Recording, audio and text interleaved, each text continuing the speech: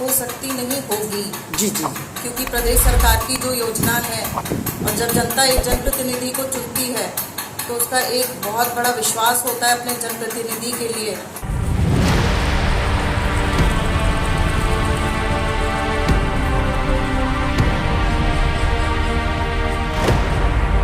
और उनकी आवाज़ मैं बनकर इस पर सख्त कार्रवाई करूंगी और ये पूरा मैटर पूरे प्रशासन के संज्ञान में डाल दिया है और ज़रूरत पड़ी तो मैं माननीय मंत्री श्री आशीष पटेल जी का भी मदद लूंगी। करीब करीब 2 कुंटल का फर्क आ रहा है। 2 कुंटल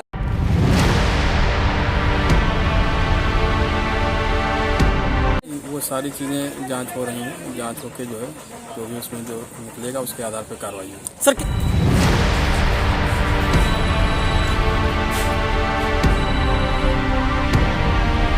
यहाँ पर जो है एक गोदाम है जिसके 3 भाग में है, तो 3 गोदाम अलग अलग हैं, मतलब शमशाबाद में। तो तीनों सील हुए हैं सर? हाँ 3। जी। धर्मकांड। क्या कभी आपने जिला प्रशासन की किसी विभाग पर छापेमारी देखी है? क्या कभी आपने जनप्रतिनिधि द्वारा किसी विभाग पर छापेमारी कर कड़ी कार्रवाई करने की धमकी देते हुए देखा है? यदि नहीं तो आज हम आपको दिखाएंगे।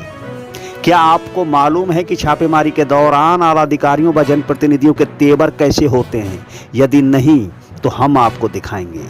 क्या आपको मालूम है कि छापेमारी में की गई कार्रवाई के बाद क्या होता है? यदि नहीं तो हम आपको दिखाएंगे। आज ऐसी ही छापेमारी की खबर हम आपके सामने प्रस्तुत करने जा रहे हैं, जो सन 2022 में की गई, जिसकी सुर्खियों से अखबार भर गए, परंतु आज तक छापेमारी के बाद कोई निर्णायक फैसला नहीं हुआ। तो अब पूछता है फर्रुखाबाद कि जनता की दुहाई देते हुए जनप्रतिनिधि ने जो सन 2022 में की थी छापेमारी और दी थी कड़ी कार्रवाई की चेतावनी, आज 2 वर्ष होने के पश्चात इस मामले में क्या हुआ? तो दोस्तों नमस्कार, मैं इरशाद अली और आप देख रहे हैं यूपी 76 न्यूज़, खबर हमारी दुनिया तक। तो दोस्तों खबर जानने से पहले यदि आपने हमारे चैनल को सब्सक्राइब नहीं किया है तो चैनल को ज़रूर सब्सक्राइब करें, इस खबर को लाइक करें, शेयर करें, कमेंट करें और देखते रहें यूपी 76 न्यूज़। यूपी 76 न्यूज़ की इस खास खबर पूछता है फर्रुखाबाद में आपका स्वागत है और इस खबर की सारी कड़ी जोड़ी है हमारे सहयोगी वरिष्ठ पत्रकार आसिफ राजा ने। हम तो केवल इसे प्रस्तुत कर रहे हैं। तो खबर जानने से पहले आपको इनको जानना जरूरी है। ये हैं डॉक्टर सुरभि गंगवार। 2017 के विधानसभा चुनाव में फर्रुखाबाद के कायमगंज विधानसभा क्षेत्र से सपा प्रत्याशी रहीं।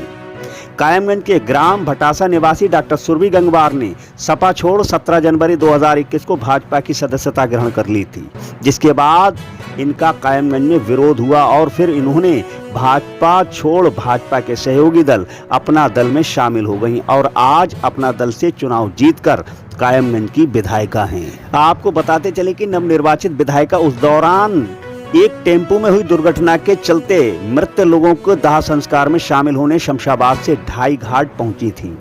उसी दौरान लगभग 11 बजे उन्होंने फैजबाग सीएचसी में अपनी गाड़ी रोकी और चिकित्सक को नदारद देख व सीएचसी में कमियां देख विधायिका जी नाराज हो गईं, जिसके बाद घटतौली की शिकायतें मिलने पर विधायिका ने शमशाबाद राशन गोदाम का निरीक्षण किया और निरीक्षण में मिली खामियों को देख विधायिका जी ने सारा प्रशासनिक अमला मौके पर बुला लिया और उस समय विधायिका जी ने कहा था ना खाएंगे और ना खाने देंगे, ना हम गलत हैं और ना ही गलती होने देंगे, क्योंकि हमें जनता ने चुना है और हम जनता के लिए समर्पित हैं।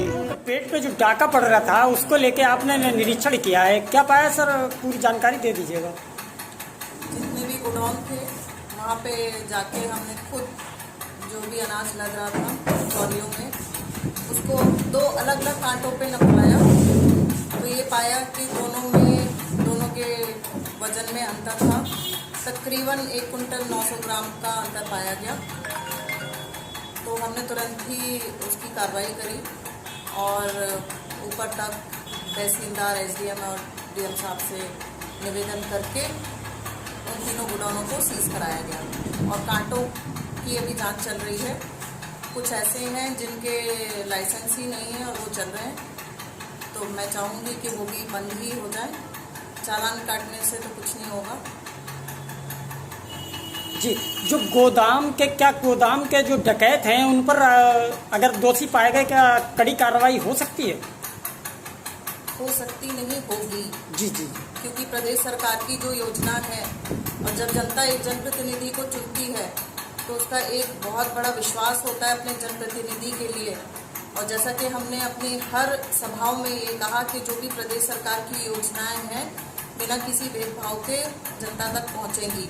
तो ये एक प्रदेश सरकार की योजना है जिसमें मैंने जो पाया, जितने भी कोटेदार थे वो अपनी बात रखने से भी डरते हैं, क्योंकि वो ये सोचते हैं कि अगर हमने अपनी आवाज़ उठाई तो हमको आगे परेशान किया जाएगा, हमको अनाज नहीं दिया जाएगा।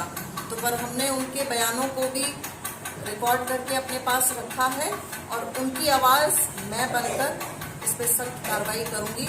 और ये पूरा मैटर पूरे प्रशासन के संज्ञान में डाल दिया है और ज़रूरत पड़ी तो मैं माननीय मंत्री श्री आशीष पटेल जी का भी मदद लूँगी, जो सख्त से सख्त कार्रवाई होगी। आपको बताते चलें कि उस दौरान की गई छापेमारी की खबरें खूब अखबारों में छपी।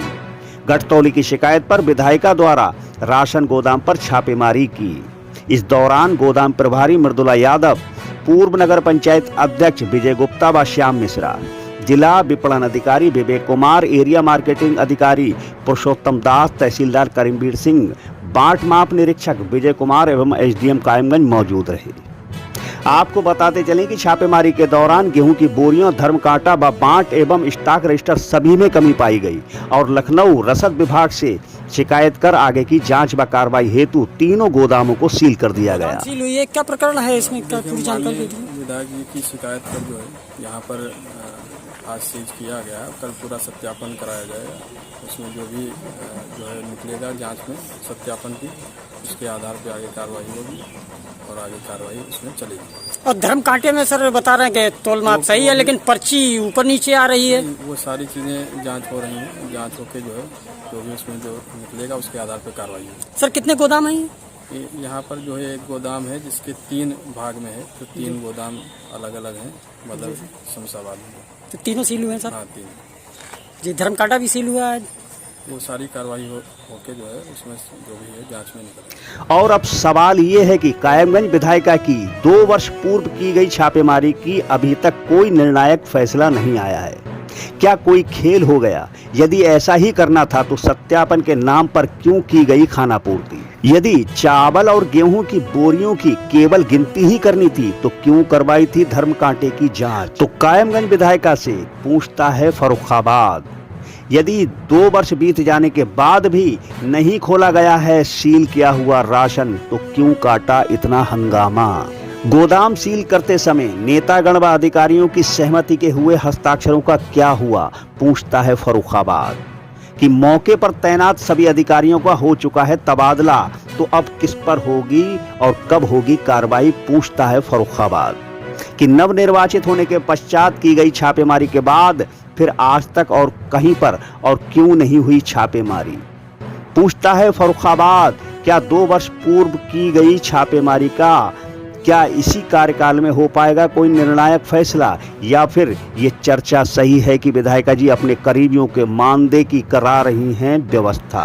तो दोस्तों, इस छापेमारी को लेकर यदि आपकी कोई राय है या आपकी कोई सलाह है तो कमेंट बॉक्स में हमें कमेंट करके जरूर बताएं और देखते रहें यूपी 76 न्यूज, क्योंकि खबर हमारी दुनिया तक। और हम जल्द लौटेंगे किसी दूसरी खबर में, तब तक के लिए जय हिंद।